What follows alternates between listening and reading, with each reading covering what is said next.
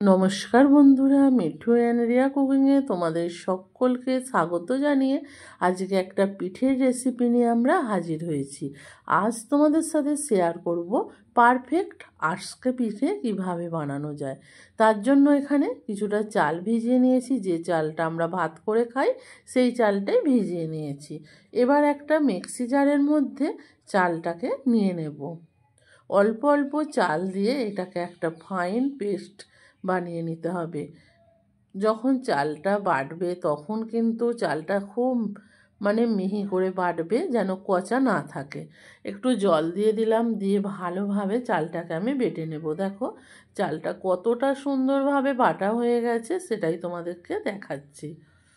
দেখো চালটা কিন্তু একটুও দানা দানা নেই, এই রকমভাবেই চালটাকে বেটে নিতে হবে। এবার চাল বাটাটাকে আমি একটা বাটির মধ্যে ঢেলে নেব। এই রকমভাবেই বাকি চালটাও একই রকমভাবে আমি বেটে নেব। দেখো আবারও আমার বাটা হয়ে গেছে, এটাকেও আমি ঢেলে নেব। এই পিঠেটা বানানোর জন্য কিছুই উপকরণ লাগে না। এটা নানান রকম যে উপকরণ লাগে, এই পিঠেটায় কিন্তু কিছুই লাগে না। আর দেখো এই বাটাটার ঘনত্বটা কিন্তু খুবই ঘন আছে। এতটা ঘন থাকলে পিঠেটা মোটেই ভালো হবে না। তার জন্য আগে থাকতে আমি একটু গরম জল করে নেব। আর এবার এখানে দিয়ে দেব স্বাদ মতন লবণ। লবণটা দিয়েও ভালোভাবে এই চালটাকে একটু ফেটিয়ে নেব। একটা চামচ দিয়ে ফেটিয়ে নিলাম।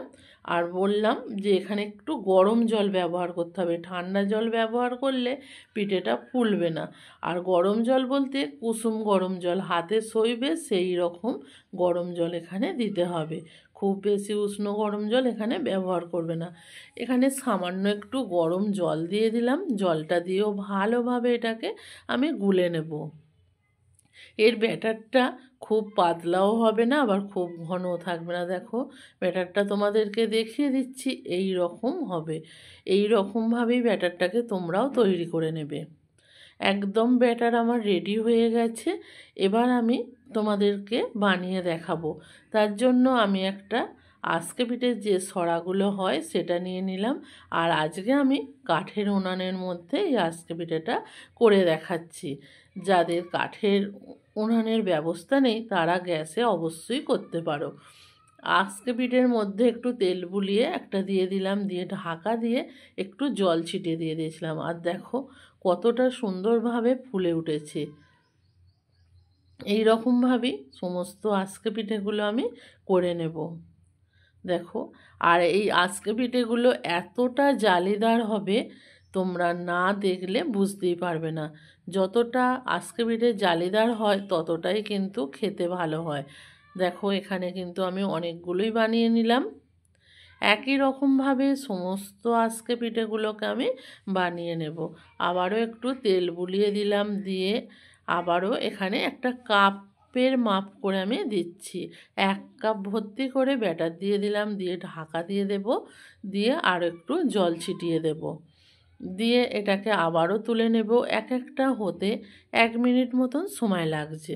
আর যেহেতু আমি কাঠের জালে করছি তার জন্য একটু তাড়াতাড়ি হচ্ছে।